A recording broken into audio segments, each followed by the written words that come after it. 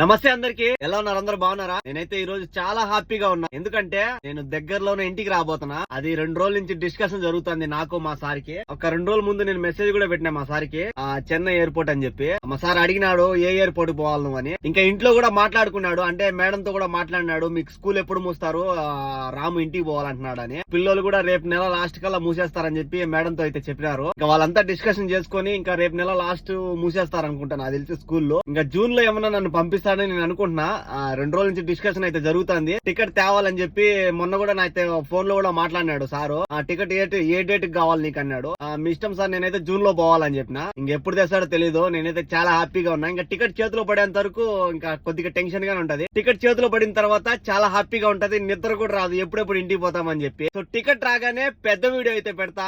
మా ఫ్యామిలీకి కూడా మీ అందరి ముందరే ఫోన్ చేసి టికెట్ బుక్ అయిందని. నాకైతే చాలా అంటే చాలా హ్యాపీగా ఉంది. దగ్గరలో నేను ఇంటికి రాబోతున్నా కాబట్టి.